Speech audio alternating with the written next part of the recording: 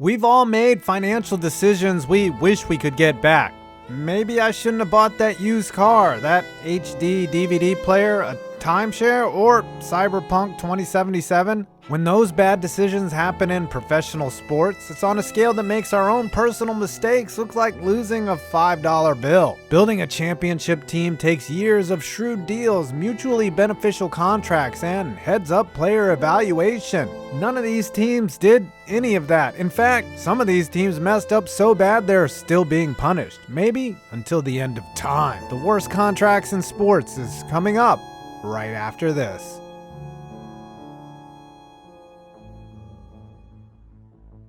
We've learned time and time again one of the greatest cardinal sins when building a football team. Do not pay running backs. Unless you're talking about Derrick Henry, just don't do it. The Jets opened up the checkbook for Le'Veon Bell in 2018 and thoroughly regretted it.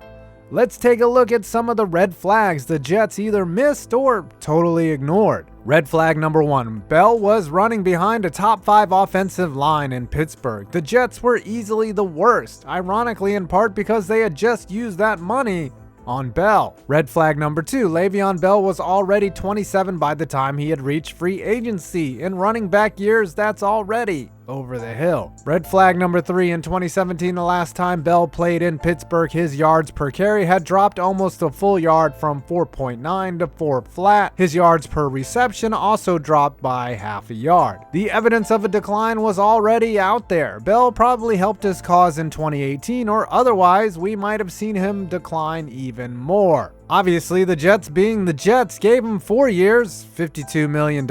And to make things worse, the Jets fired their GM Mike McKagan after the move that same offseason, saddling Bell with the head coach and GM that clearly didn't like the signing. You want him back and you're starting right back in 2020? He's under contract for 3 more years. You can ask Joe tomorrow. Bell averaged 3.3 yards per carry and only scored 4 touchdowns in his 17 games as a Jet before no one would trade for him, and he was mercifully released, hauling off to Kansas City for the price of a mere $1 million.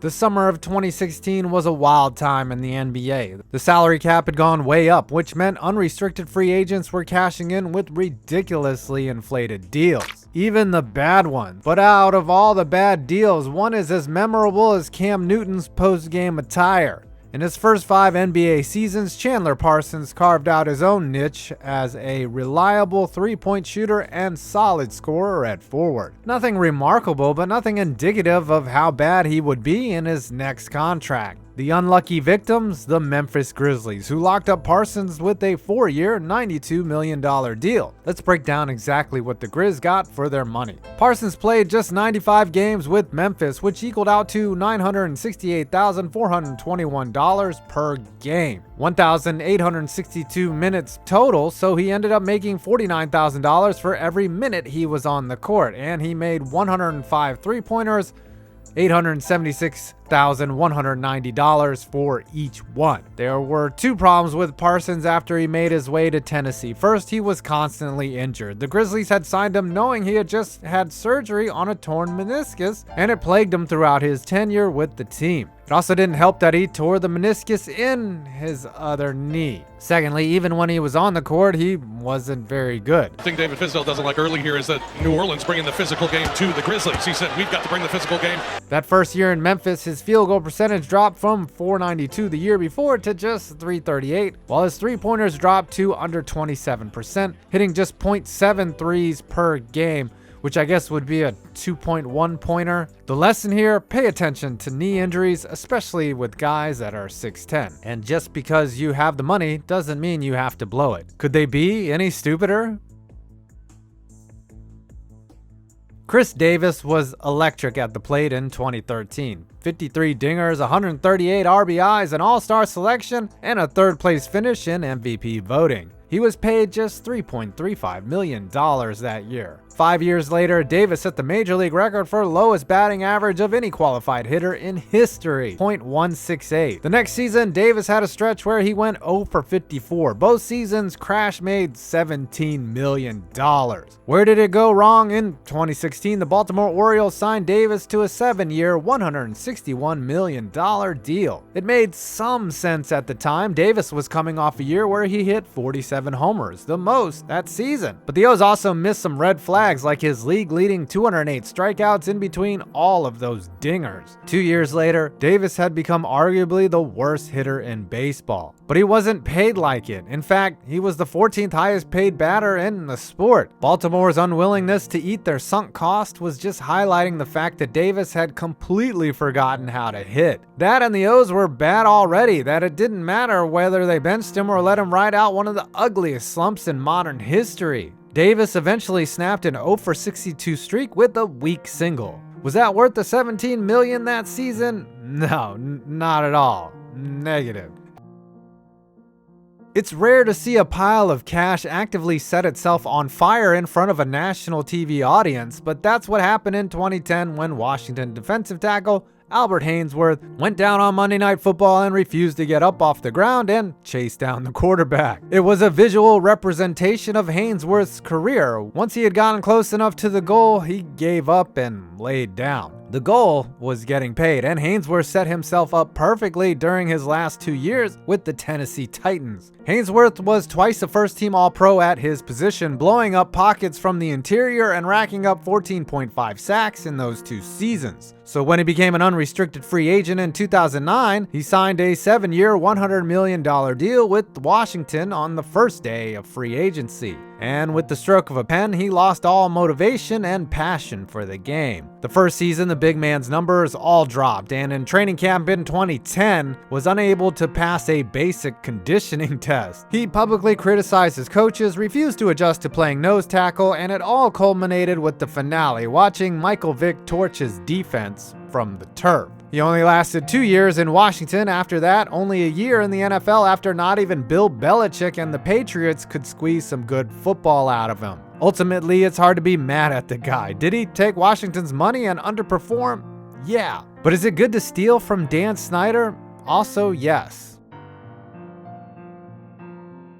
The deals prior to this one definitely injured their teams, no doubt, but this one scarred a franchise for a long time. Rick DiPietro was drafted by the New York Islanders in 2000, the #1 overall pick out of BU. Despite his high draft status, he didn't play full-time in the NHL until 2004, where he was good, sporting a 2.36 goals against average. After the lockout, the Islanders inexplicably signed DiPietro to a 15-year, $67.5 million contract in 2006. And he would be decent for the first 3 years of the deal, however, trouble was brewing. In 2008, DiPietro had knee surgery, ending his season. Then he missed the entire next season. He missed most of 2010. 2011, the knees swelled again. 2012, a concussion. Finally, in 2013, Rickety, as he was known, was waived with 8 years remaining on his contract. The Islanders basically ate the cap hit and bought out DiPietro, who technically still should be playing under his deal. The worst part about this, the Isles traded future Hall of Famer Roberto Luongo for the rights to draft DiPietro. Damn, son.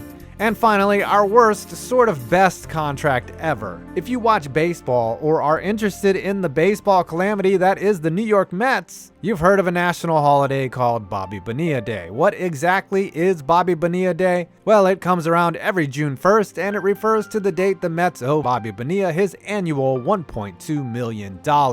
The Mets released Bonilla in 1999 due to poor performance and insubordination, but they still owed him nearly $6 million.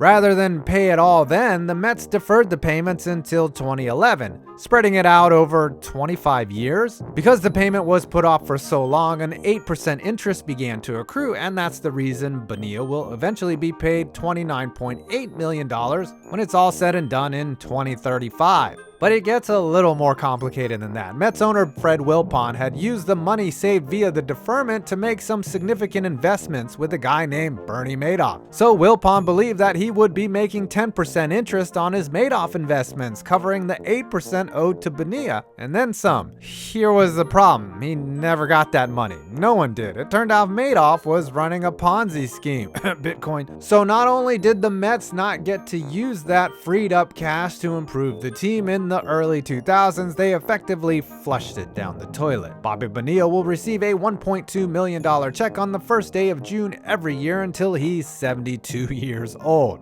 All of that trouble for a .160 batting average and 4 home runs in 60 games. But hey, Twitter is lit every June 1st. Well, I hope you enjoyed this video. Please do not forget to like, comment, and subscribe for more interesting videos on sports. I'm 5 Points Vids, and you made it to my next video.